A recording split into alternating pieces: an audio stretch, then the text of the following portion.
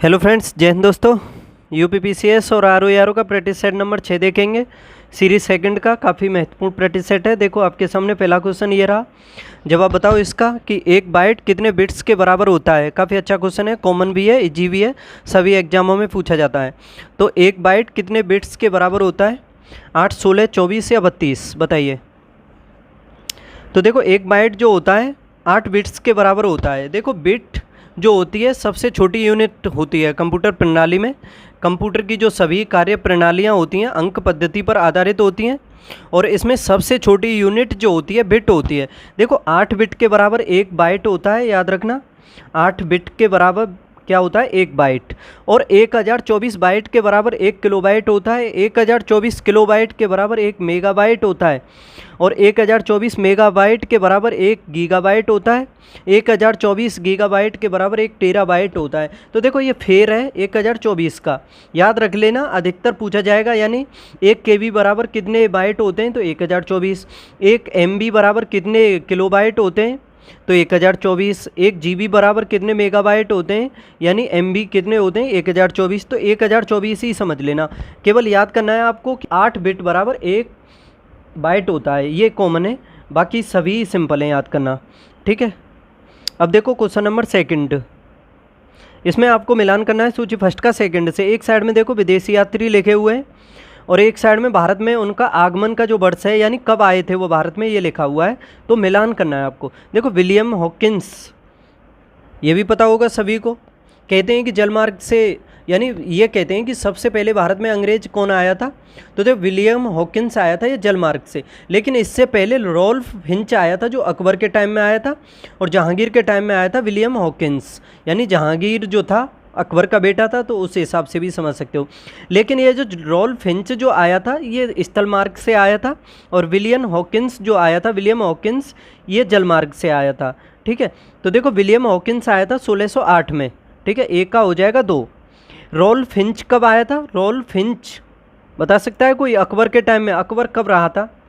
तो देखो अकबर जो रहा था 1556 से लेकर के 1555 से लेकर के, नहीं, 1556 से 1605 तक रहा था। यानी 1656 में हुमायूं की मृत्यु हो गई थी, तो 1656 में अकबर बना शासक। उसके बाद 1605 तक रहा था, 1605 से। तो इसके मध्य देख लो 1605 से पहले कौन सा है इसमें? तो देखो एक ही है, बी का हो जाएगा ये 1583। 1583 सही जवाब हो जाएगा। और देखो विलियम हॉकिंस से पहले जॉन मिल्डन हॉल भी था, वह भी आ चुका था, अकबर के टाइम में ही आया था, वो भी स्थल मार्ग से आया था, याद रखना। रॉल्फ हिंच और जॉन मिल्डन हॉल ये दोनों आ चुके थे विलियम हॉकिंस से। लेकिन विलियम हॉकिंस 1608 में आया था जलमार्ग से। सर टॉमस रो, ये 1615 में आया था। सर टॉमस रो याद रखना, ये किसके टाइम में आया था 1615 में? बताओ। ये भी जहांगीर के टाइम में ही आया था। ठीक है। फ्रैंकोइस बर्नियर, ये 1658 में आया था। तो देखो ए का 2 हो गया, बी का 1 हो गया, सी का 4 और डी का 3 हो जाएगा। 2, 1, 4, 3 इसका सही जवाब हो जाएगा। 2, 1, 4, 3, तो ऑप्शन बी। क्वेश्चन नंबर था, निम्नलिखित में से कौन सी चट्टान प्रणाली भारत में नवीनतम है? सबसे नवीनतम कौन सी है इसमें चारों में? बताइए। अच्छा क्वेश्चन है काफ़ी।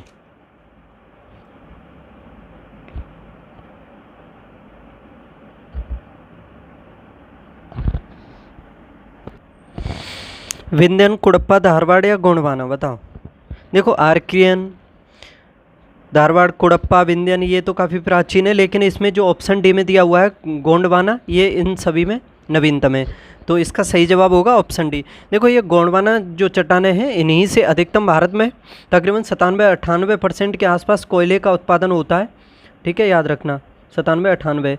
और जो कोयला उत्पादित होता है भारत में वो सबसे अधिक होता है बिटुमिनस। बिटुमिनस, ठीक है। वैसे तो सबसे उत्तम कोटि का जो कोयला है एंथ्रेसाइट है। बिटुमिनस दूसरे नंबर का कोयला है, तीसरे का लिग्नाइट है, चौथा है पीट कोयला।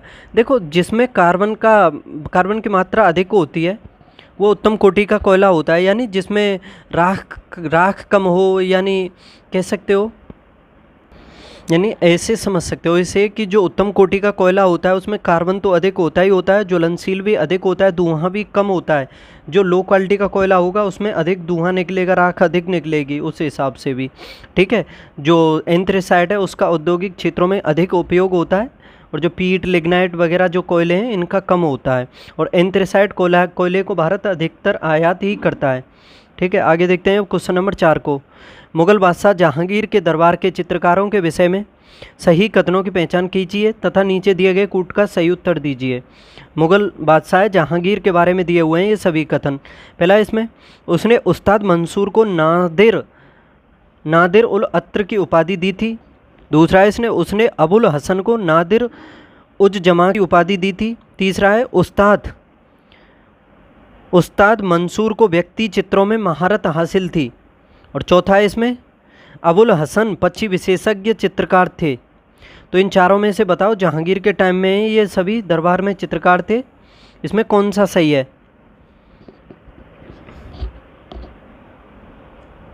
देखो मुगल बादशाह जो जहांगीर हुआ था उसी के टाइम में जो चित्रकला थी काफ़ी पराकाष्ठा पर पहुंच गई थी। काफ़ी चित्रकला जो थी उसको काफ़ी अधिक पसंद करता था ये जहांगीर जो था। और जहांगीर के समय में देखोगे तो सर्वोत्कृष्ट जो चित्रकार हैं उसमें हम उस्ताद मंसूर एक है उस्ताद मंसूर और एक है अबुल हसन, इन दोनों को शामिल करते हैं उसमें।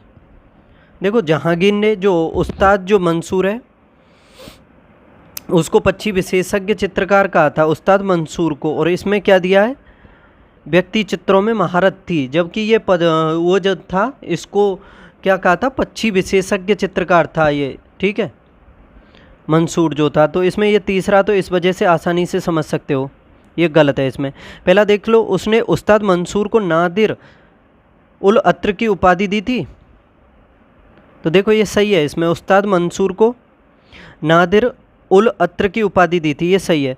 दूसरा इसमें उसने अबुल हसन को नादिर उज जमा की उपाधि दी थी, नादिर उज जमा की भी उपाधि दी थी, ये भी ठीक है। इसमें 1-2 सही है, इसमें तीसरा गलत है।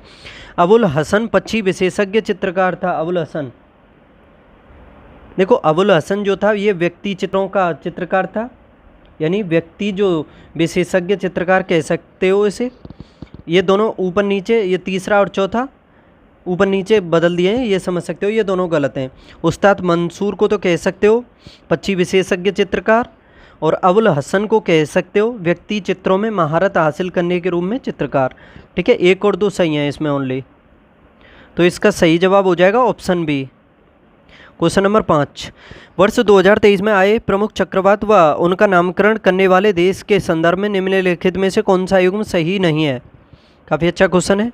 देख लो इसमें एक साइड में चक्रवात है और एक साइड में उसके नामकरण करता, यानी जिसने नामकरण किया उन चक्रवातों का 2023 में आए हैं ये। देखो मिचोंग जो जल चक्रवात है इसके बारे में देखो काफ़ी अच्छा है। मिचोंग ये दिसंबर माह में आया था बंगाल की खाड़ी में, और इसका नामकरण म्यांमार के द्वारा ही किया गया था, तो ये सही है इसमें। ठीक है, ये बिल्कुल सही हो जाएगा। और मिदली जो चक्रवात आया था नवंबर में बंगाल की खाड़ी में आया और मालदीव ने इसका नामकरण किया। हामून चक्रवात अक्टूबर में बंगाल की खाड़ी में आया, इसमें गलत दिया हुआ है, ये ईरान ने इसका नामकरण किया था। बिपरजॉय भी काफ़ी पूछा जाता है, ये बांग्लादेश के द्वारा नामकरण किया गया इसका। अरब सागर में आया था, पूछा जा सकता है बंगाल की खाड़ी में या अरब सागर में। बिपरजॉय जो आया अरब सागर में जून में आया था।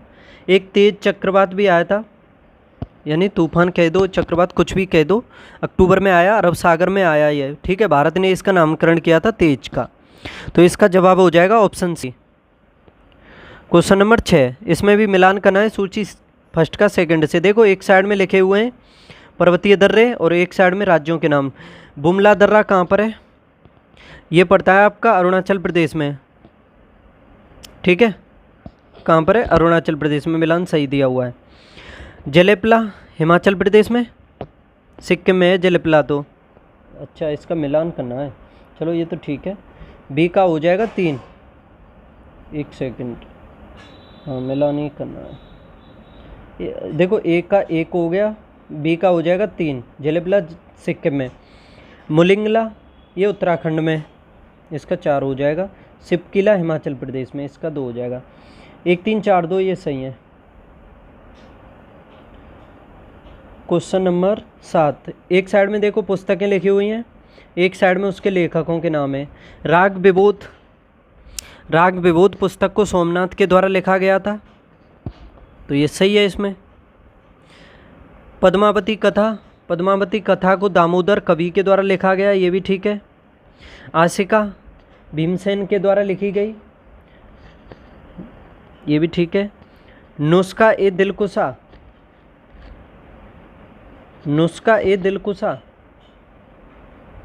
सॉरी देखो एक सेकंड, आशिका को लिखा था अमीर खुसरो ने, नुस्खा ए दिलकुशा को लिखा था भीमसेन ने, ठीक है। ए का 1, बी का 2, सी का 4 और डी का 3, 1 2 4 3, ऑप्शन डी। कौन सा सही सुमेलित नहीं है? देखो हुंडरू प्रपात कौन सी नदी पर है? हुंडरू प्रपात झारखंड में पड़ता है ये हुंडरू प्रपात जो है, और स्वर्ण रेखा नदी पर ही स्थित है, ठीक है, ये सही है इसमें। झारखंड में है ये स्थित, ठीक है, झारखंड GH बना देता हूँ। चचाई प्रपात कहाँ है? ये MP में पड़ता है चचाई प्रपात जो है, ठीक है, और ये बीहड़ नदी पर है, बीहड़ पर, ये भी ठीक है। धुआंधार जलप्रपात ये नर्मदा नदी पर है और मध्य प्रदेश में है, ये भी ठीक है। बूढ़ा घाघ प्रपात ये कहाँ है? ये झारखंड में है। किस नदी पर है? बूढ़ा नदी पर है, नाम में ही लिखा हुआ है इसके, ठीक है, बूढ़ा नदी पर। तो जवाब भी यही हो जाएगा इसका, ऑप्शन डी। अब देखो क्वेश्चन नंबर 9, इसमें मिलान देखना है। एक साइड में भक्ति संत हैं और एक साइड में उसके मतों के नाम लिखे हुए हैं। शंकराचार्य किस मत से संबंधित हैं? देखो माधव द्वैत, शंकर अद्वैत, राम विशिष्टाद्वैत और निम्बार्क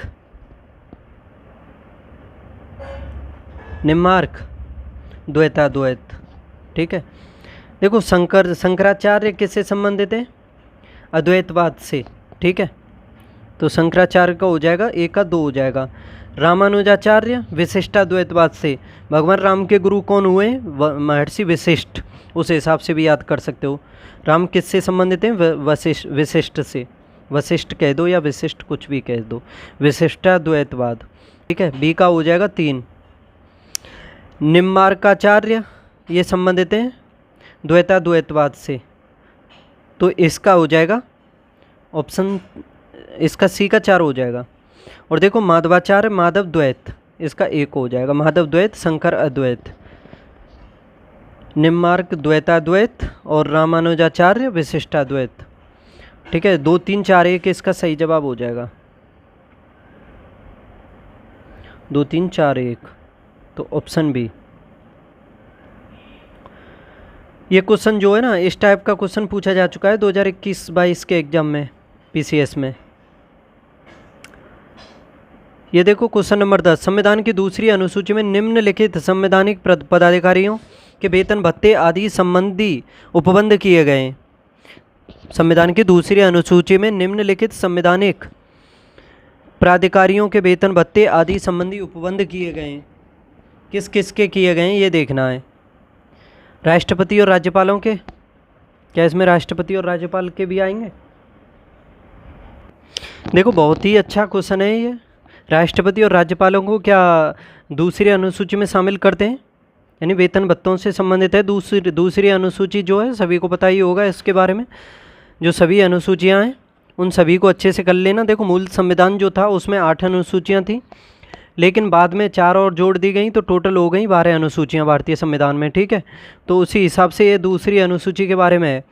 राष्ट्रपति और राज्यपालों का वेतन भत्ता है क्या? उच्चतम न्यायालय और उच्च न्यायालय के न्यायाधीश, भारत के नियंत्रक महालेखा परीक्षक और भारत के महान्यायवादी। तो बताओ इन चारों में से कौन सा सही हो जाएगा जो दूसरी अनुसूची में दिए हुए हैं। देखो राष्ट्रपति और राज्यपालों, इन दोनों के वेतन भत्तों के बारे में दूसरी अनुसूची में दिया हुआ है। ये सभी पदाधिकारियों के वेतन भत्ते जो हैं वो दूसरी अनुसूची में दिए हुए हैं, ठीक है, बिल्कुल सही है ये पहला 2। उच्चतम न्यायालय और उच्च न्यायालय के न्यायाधीश, ये भी सही है। भारत के नियंत्रक महालेखा परीक्षक यानी CAG, ये भी आते हैं इसमें। देखो राज्यसभा के उपसभापति भी आते हैं इसमें।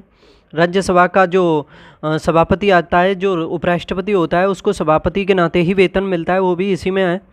ठीक है। इसके अलावा विधानसभा का अध्यक्ष, राज्यों की जो विधानसभाएं हैं उसके उपाध्यक्ष सभी आते हैं इसमें, और राज्यों की जो विधान परिषद है उसके सभापति और उपसभापति को शामिल कर लेते हैं।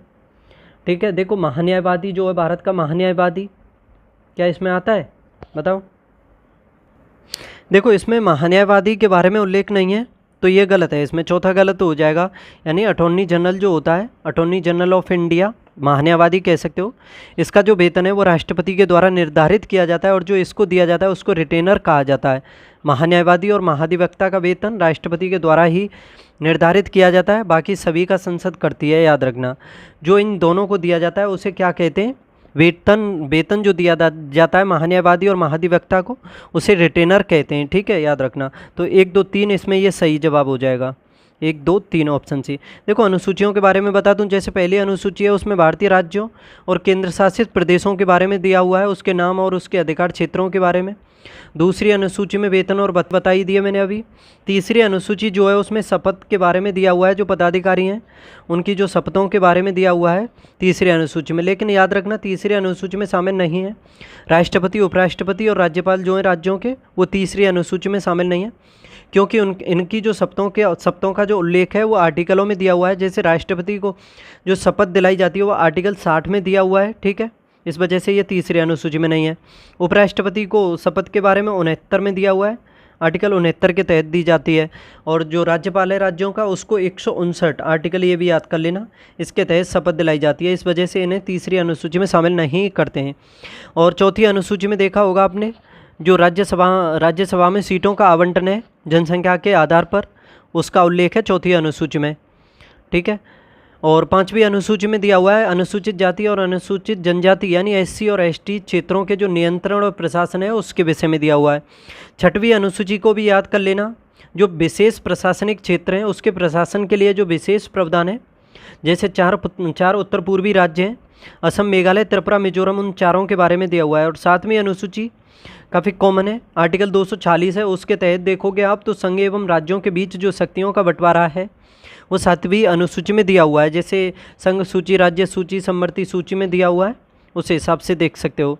देखो जो संघ सूची है ना, उसमें विषय तो 100 हैं, लेकिन वर्तमान में कितने गिने जाते हैं? 97 गिने जाते हैं, याद रख लेना। राज्य सूची में पहले विषय 66 थे, लेकिन वर्तमान में 61 हैं। क्योंकि 42वें संविधान संशोधन के द्वारा 5 विषय उसमें शामिल कर दिए थे समवर्ती सूची में। ठीक है, जो शामिल किए थे ना 1976 में 42वें संविधान संशोधन के द्वारा राज्य सूची से 5 विषय निकाल करके समवर्ती सूची में, वो थे फॉरेस्ट था, एजुकेशन, तोल और माप थी, उसमें वन्यजीव संरक्षण भी था, और जनसंख्या नियंत्रण और परिवहन नियोजन, इन 5 विषयों को राज्य सूची से निकाल करके समवर्ती सूची में शामिल किया था। इसी वजह से 61 विषय बचे हैं अब राज्य सूची में। और देखो समवर्ती सूची में पहले तो 47 विषय थे, लेकिन 5 जोड़ दिए तो हो गए इसमें 52 विषय। ठीक है, इस हिसाब से भी देख सकते हो। देखो 8वीं जो अनुसूची है, 8वीं अनुसूची में जो भाषाएं हैं उसका उल्लेख है। जो मूल संविधान था उसमें तो 14 भाषाएं थी 14 मूल संविधान में, लेकिन फिर 14 से 22 हुई, तो संविधान संशोधन तो हुए ही होंगे। देखो 21वें संविधान संशोधन 1967 के द्वारा जोड़ी गई थी सिंधी भाषा को जोड़ा गया था 21वें संविधान संशोधन के द्वारा 1967 में। ठीक है, उसके बाद संविधान संशोधन हुआ था 71वां, याद रखना 71वां संविधान संशोधन हुआ था। फिर उसके माध्यम से 1992 में हुआ था, उसके माध्यम से नेपाली, मणिपुरी और कोंकणी को जोड़ा गया था। इन तीनों संविधान संशोधन जो मैं बता रहा हूँ अच्छे से समझ लेना इन सभी को। ठीक है, फिर हुआ था 92वां संविधान संशोधन 92वां संविधान संशोधन हुआ था 2003 में। इसके द्वारा बोडो, डोगरी, मैथिली, संताली को जोड़ा गया था।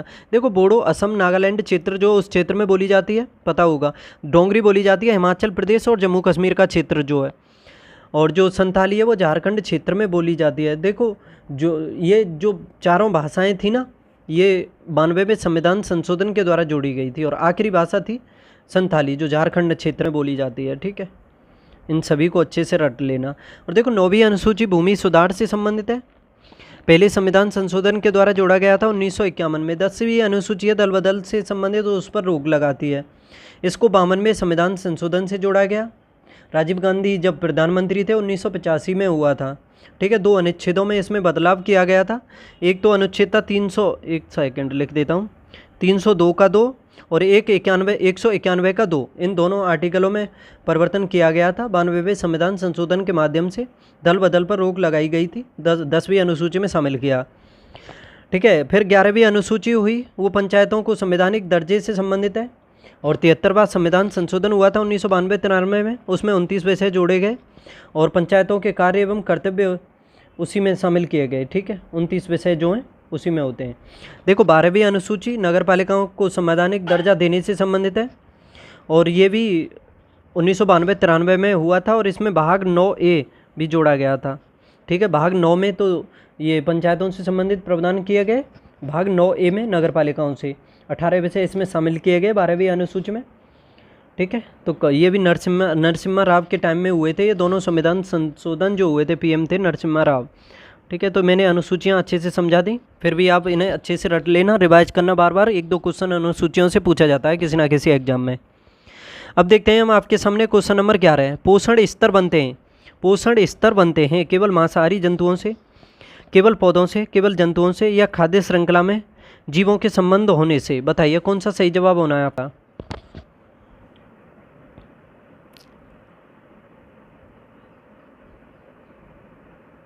देखो पोषण स्तर 3 से 4 पोषण स्तर बनते हैं। जैसे पोषण स्तर फर्स्ट जो है उसमें स्वपोषित जीव आते हैं जिन्हें प्राथमिक उत्पादक कहते हैं।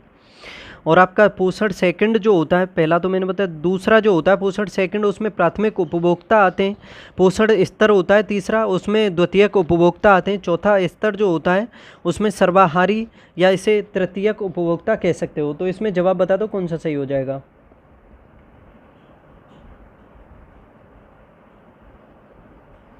तो देखो खाद्य श्रृंखला में जीवों के संबंध होने से, तो ऑप्शन डी इसका सही जवाब हो जाएगा। केवल जंतुओं से नहीं होगा, केवल पौधों से, केवल मांसाहारी जंतुओं से, तो ऐसा तो कुछ भी नहीं है। क्वेश्चन नंबर 12 है। एक साइड में देखो राज्य लिखे हुए हैं और एक साइड में राज्यसभा में प्रतिनिधित्व, तो यानी ये देखना है कौन सा इसमें असुमेलित है, जो गलत है वो छांटना है। उत्तराखंड में राज्यसभा की सीटों की संख्या कितनी है? 3 है, तो सही है इसमें। छत्तीसगढ़ में 5 है, ये भी ठीक है। झारखंड में 6, ये भी ठीक है। तेलंगाना में 8 नहीं है, 7 है। ये जवाब है इसका ऑप्शन डी।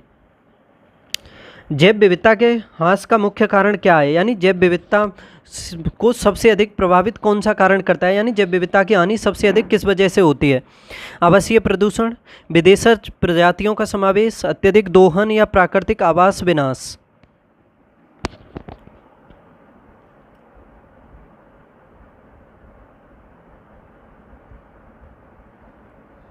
तो देखो प्राकृतिक आवासीय विनाश, इसका ऑप्शन डी सही हो जाएगा, बिल्कुल सही। सबसे अधिक हानि जैव विविधता को ऑप्शन डी में जो दिया हुआ है प्राकृतिक आवासीय विनाश, इसी वजह से होती है। अत्यधिक औद्योगिक उत्पादन यानी संसाधनों का दोहन, औद्योगिक उत्पादन, उसके अलावा नगरीकरण, इन सभी को जो बढ़ावा दिया जा रहा है, इसी वजह से जो प्राकृतिक वास हैं उनका विनाश हो रहा है और जैव विविधता की हानि सबसे अधिक हो रही है। निम्नलिखित में से कौन भारतीय संविधान के अंतर्गत सही सुमेलित नहीं है? संघ और राज्यों के बीच संबंधों का उल्लेख क्या भाग 11 में दिया हुआ है? तो देखो ये सही है।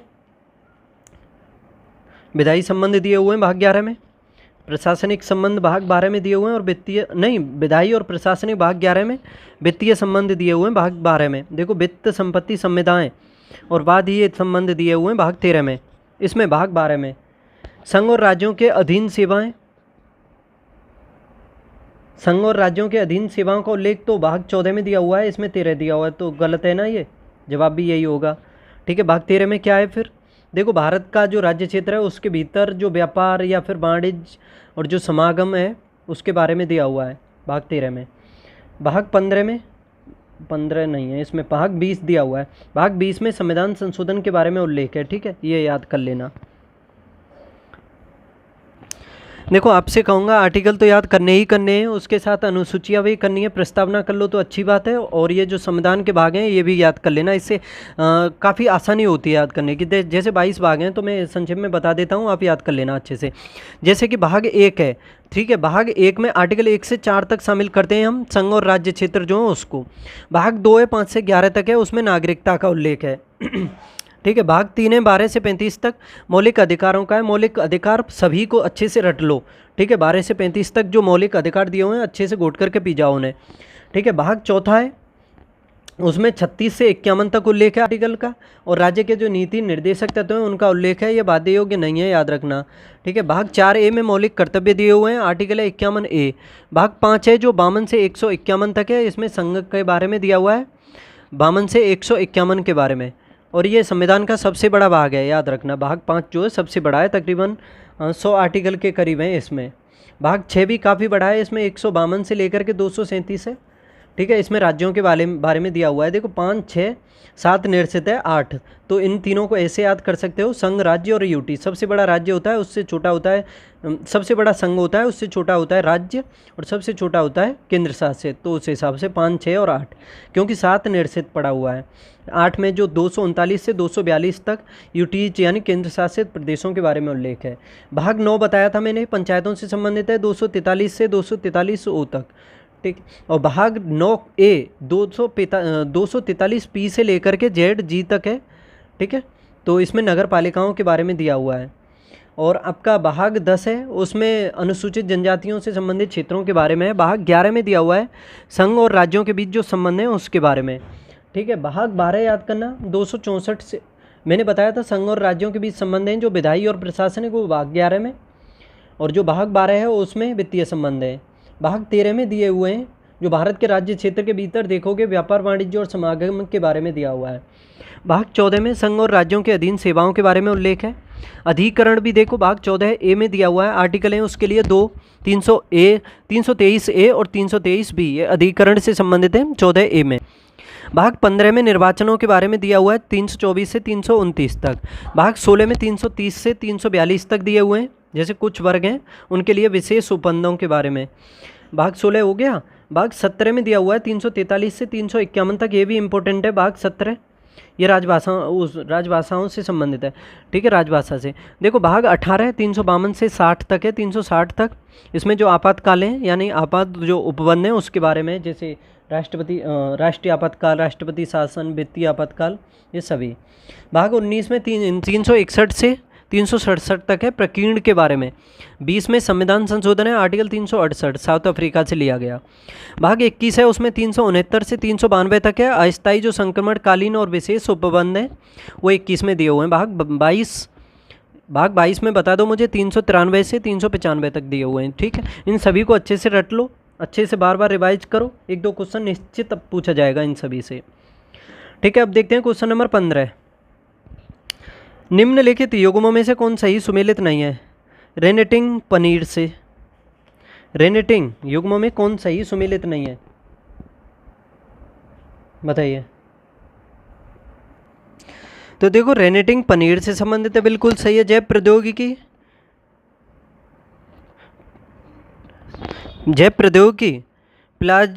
प्लाज्मिडस, इससे सही है।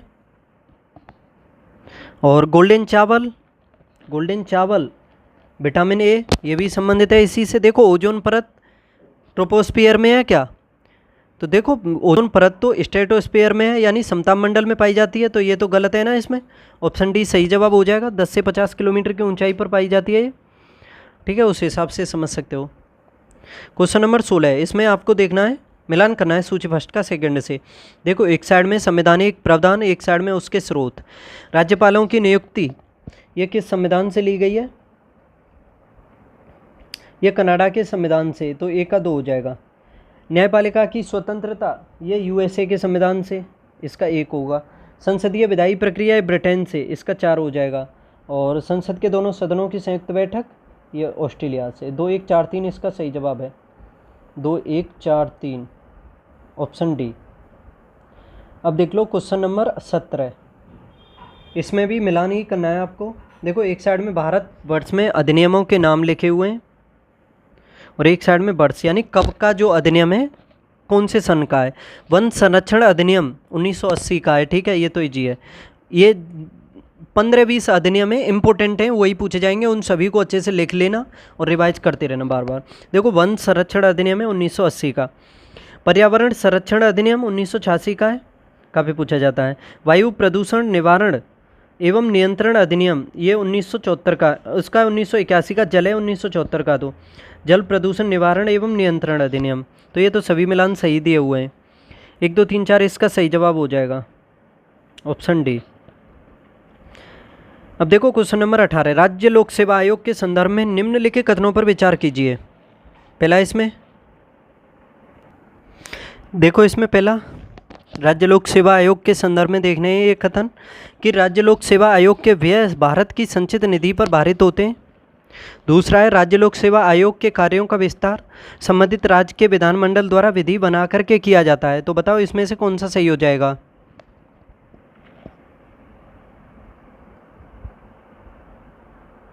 बताओ कि 1 2 या दोनों या कोई भी नहीं। राज्य लोक सेवा आयोग के व्यय क्या भारत की संचित निधि पर भारित होते हैं? देखो, संघ लोक सेवा आयोग के जो व्यय होते हैं, जो खर्चे भारित होते हैं, वो भारत की संचित निधि पर भारित होते हैं, जबकि जो राज्य लोक सेवा आयोग होता है उसके जो व्यय होते हैं वो राज्य की संचित निधि पर भारित होते हैं। तो उस हिसाब से समझ सकते हो ये पहला इसमें गलत है। लेकिन जो पेंशन है वो कहाँ से दी जाती है? बताओ, पेंशन के बारे में आप बता दो। दूसरा देखो, राज्य लोक सेवा आयोग के कार्यों का विस्तार संबंधित राज्य के विधानमंडल द्वारा विधि बना करके किया जा सकता है। राज्य लोक सेवा आयोग के कार्यों का विस्तार संबंधित राज्य के विधानमंडल द्वारा विधि बना करके किया जा सकता है। तो देखो ये दूसरा सही है इसमें, ठीक है। आर्टिकल 321 में दिया हुआ है, इसके अनुसार राज्य विधानमंडल द्वारा बनाए गए अधिनियम के द्वारा राज्य लोक सेवा आयोग के कृत्यों का विस्तार किया जा सकता है। याद रखना, जो आर्टिकल 321 है उसमें दिया हुआ है, और जो इसकी जो संचित निधियों के बारे में दिया हुआ है आर्टिकल 322 में दिया हुआ है कि संघ लोक सेवा आयोग के व्यय जो हैं भारत की संचित निधि पर, और राज्य लोक सेवा आयोग के व्यय राज्य की संचित निधि पर, ठीक है, याद रखना। तो इसमें दूसरा सही है, पहला इसमें गलत है, ऑप्शन बी सही है इसका। सर्वोच्च न्यायालय की पहली महिला न्यायाधीश रहीं फातिमा बीवी का हाल ही में निधन हुआ, उनके संदर्भ में ये कथन दिए हुए हैं फातिमा बीवी के बारे में। जस्टिस एम फातिमा बीवी का जन्म क्या तमिलनाडु में हुआ था? देखो, सर्वोच्च न्यायालय की पहली महिला न्यायाधीश रही हैं और 23 नवंबर 2023 को इनका निधन हुआ है। और देखो, इनका जन्म जो हुआ था तमिलनाडु में नहीं हुआ था, इस वजह से ये पहला गलत है। ये केरल में हुआ था, इनका जन्म 1927 में हुआ था केरल में, और ये सर्वोच्च न्यायालय में न्यायाधीश भी रह चुकी हैं। 1989 से 92 के मध्य रह चुकी हैं ये, ठीक है। और तमिलनाडु राज्य की ये राज्यपाल रह चुकी हैं, ठीक है। 1997 से 2001 के मध्य तमिलनाडु की राज्यपाल रही थी। तो देखो ये सही है इसमें, दूसरा जन्म केरल में हुआ था। लेकिन तो इसका कथन कौन सा सही है? केवल 2 सही है इसमें, पहला इसमें गलत है। और इन्हें फिर मरणोपरांत 2024 में पद्म भूषण मिला है, थोड़े दिन पहले ही, याद रखना। ये देखो, मिलान एक साइड में पौधे हैं और उनके खाद्य भाग के बारे में आपको मिलान देखना है, कौन सा सही मिलान है इसमें, सही नहीं है इसमें, कौन सा गलत है इसमें। अदरक का खाद्य भाग बताओ प्रकंद होता है क्या? अदरक का खाद्य भाग प्रकंद है?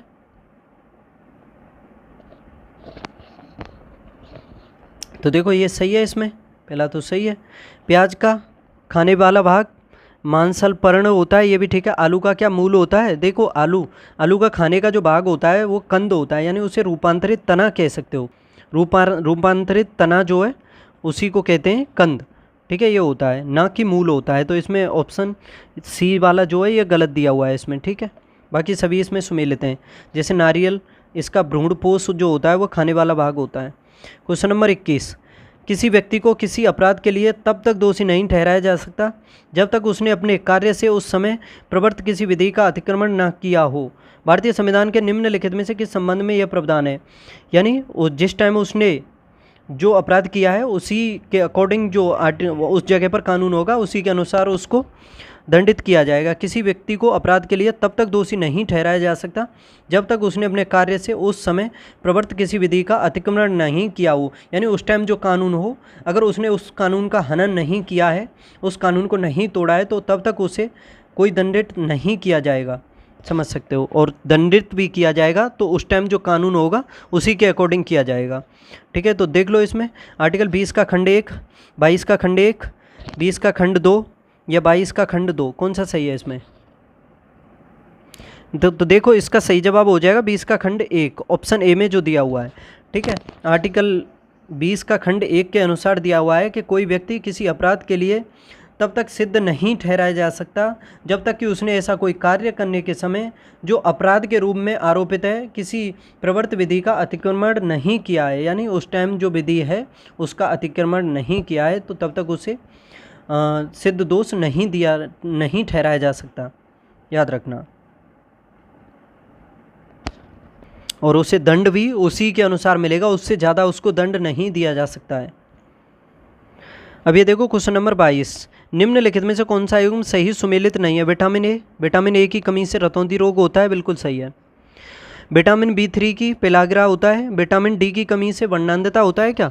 देखो वर्णांधता एक एक्स लिंग संलग्न वंशानुगत रोग है, याद रखना। और ये विटामिन डी की कमी से नहीं होता है। विटामिन डी की कमी से कौन सा होता है? रिकेट्स होता है, जिसे सूखा रोग कहते हो, या मेलोसिया भी होता है, इसी की कमी से होता है, ठीक है, विटामिन डी की कमी से, याद रखना। और फिर इसमें ये तो वर्णांधता जो दिया हुआ है, ये किसकी कमी से होता है? बताओ किसकी कमी से होता है वर्णांधता? ये तो वंशानुगत है ना, उस वजह से होता है।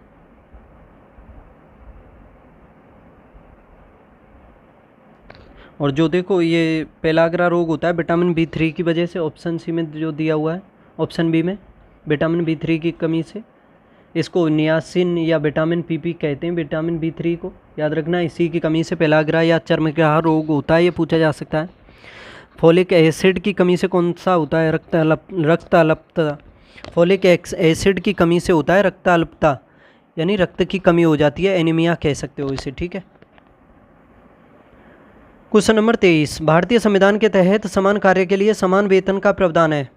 मौलिक अधिकारों में, नीति निर्देशक तत्वों में, बताओ समान कार्य के लिए समान वेतन, इसका उल्लेख किस में है? तो देखो ये राज्य के नीति निर्देशक तत्वों में दिया हुआ है, आर्टिकल है 39, ठीक है, आर्टिकल 39 उसमें दिया हुआ है। उसका जो खंड घ है उसमें दिया हुआ है कि पुरुषों और स्त्रियों दोनों को समान कार्य के लिए समान वेतन दिया जाएगा। मौलिक अधिकारों में नहीं है, इसी वजह से इसमें पहला इसमें गलत है, दूसरा सही है इसमें।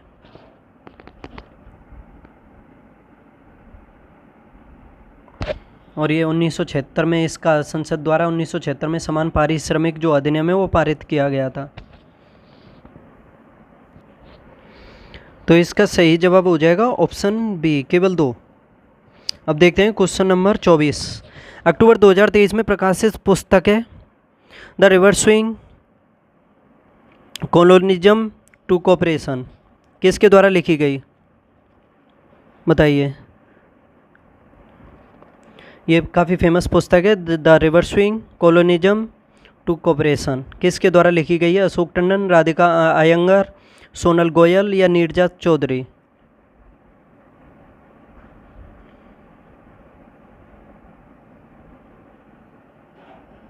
तो देखो अशोक टंडन, इसका सही जवाब हो जाएगा अशोक टंडन, ऑप्शन ए के द्वारा लिखी गई थी।